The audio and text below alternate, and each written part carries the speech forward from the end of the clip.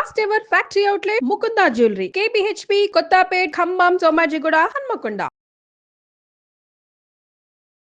నమస్తే రమగారు. నమస్తే జయ. రమగారు, 12వ తారీఖున మనకి మాఘ పౌర్ణమి ఉంది. దీని యొక్క విశిష్టత. మాఘమాసమే విశిష్టమైన మాసం. అంతేగా. మాఘమాసం విశేషాలు చెప్పుకున్నాం కదా మనం. మాఘం సౌరమాసం అని చెప్తాం. నారాయణ ప్రీతి కోసమే, శ్రీ మహావిష్ణువు ప్రీతి కోసమే చేసుకుంటాం.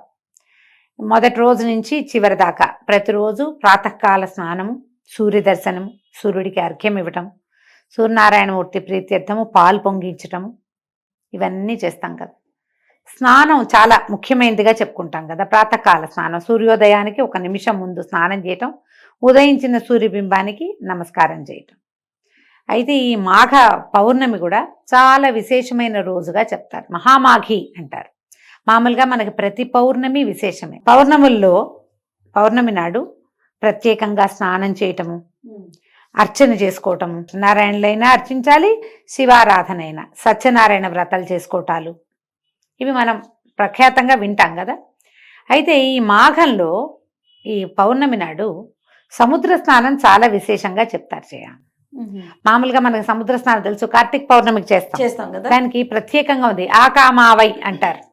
ఆకామ అంటే ఆషాఢ పౌర్ణమి, కార్తీక పౌర్ణమి, మాఘ పౌర్ణమి, వైశాఖ పౌర్ణమి, ఈ 4 పౌర్ణములు సముద్ర స్నానానికి చాలా విశేషమైనవి.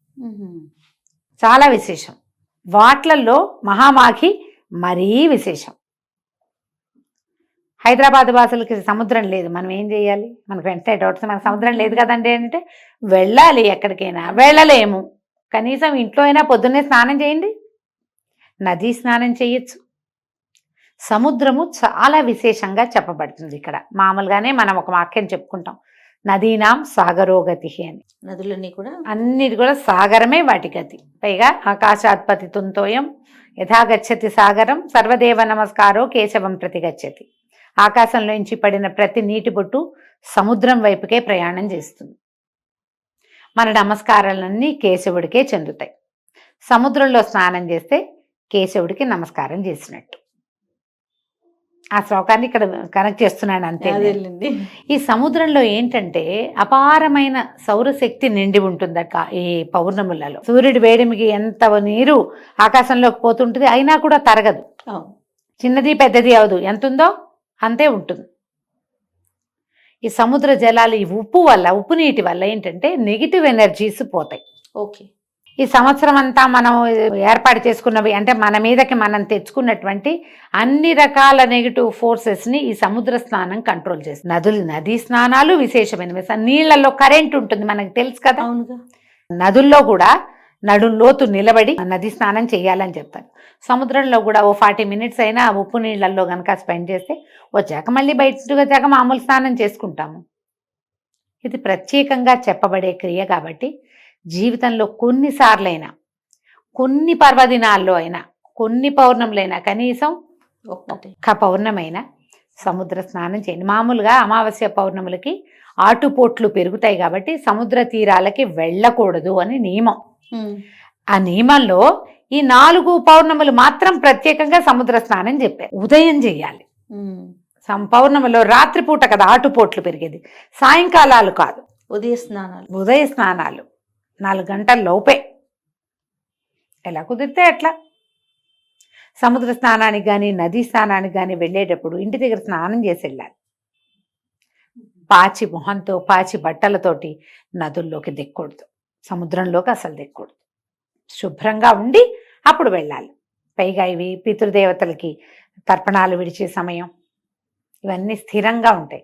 ఈసారి పౌర్ణమి ఇంచుమించుగా నాకు గుర్తుండి సంక్రమణం కూడా అప్పుడే ఉన్నట్టుంది. చూద్దామా ఒకసారి? ఒకసారి చూడండి రమ్మగారు. మీకోసమే క్యాలెండర్ కూడా తెప్పించాను నేను. మామూలుగా పౌర్ణములు మారుతూ ఉంటాయి కదా. మామూలుగా మనకి సంక్రమణాలు జరుగుతాయి కదా. మకర సంక్రమణం ఏమో మన కిందటి నెల 15వ తారీఖు వచ్చింది. ఇప్పుడు ఇంచుమించుగా ఇప్పుడు సంక్రమణం వచ్చేస్తుంది. ఇది కుంభ సంక్రమణం అంటారు. ఈ సంక్రమణము పౌర్ణమి ఒకే రోజు వచ్చినాయి. ఈసారి 12వ తారీఖు ఒకేసారి వచ్చినాయి. సంక్రమణ తిథుల్లో మామూలుగా మనకి పితృతర్పణాలు విడుచుకుంటాం కదా. ఈ మాఘంలో ఈ పౌర్ణమి నాడు మన సముద్రం దగ్గర కూడా పితృతర్పణాలు విడవచ్చు. అది కూడా మంచిదే. పిల్ల జల్ల తీసుకెళ్ళేటప్పుడు కొంచెం జాగ్రత్తగా వహించాలంతే. ఒకవేళ మనం ఏ సముద్ర స్నానానికి ఏ నది స్నానానికి వెళ్ళలేము, ఏమిటండి ఇప్పుడు మాకు సంగతి ఎట్లా అని అందరు అడుగుతుంటారు. కుంభమేళా గురించి చెప్పుకుంటున్నాం, విపరీతంగా ట్రెండింగ్ లో ఉంది కుంభమేళా, అంతే కదా. అక్కడికి వెళ్తేనే కుదురుతుంది లేకపోతే కుదరదన్న మాట లేదమ్మా. అసలు అవకాశం ఉన్న వాళ్ళు వెళ్తారు, వాళ్ళు ఏదో అత్యద్భుతమైన వాళ్ళు, వెళ్ళలేని వాళ్ళు, పనికిమాలిన వాళ్ళు అలాంటివి ఏం లేవు. మాకు పుణ్యం వస్తే మీకు రాదు అనకూడదు.